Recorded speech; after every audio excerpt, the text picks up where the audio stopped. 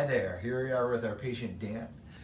Dan flew in from Serbia all the way to have his hair transplant with us. So the procedure went well, no pain? Yeah, nothing. No swelling? No swelling, nothing. I want to do that surgery in Turkey. I think about FUE, and when I see some of my friends, they do that, you know, Right. It's not good for me. This was super diffuse and thin, and we were able to go through and fill all of this in. So this is it. Mine's hit. It's like would be right here. That's the suture line. Just perfect.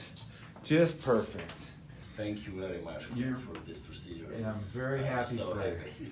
Congratulations. Thank you very much for doing the video for us. Thank you, Dr. Bolton. You're welcome.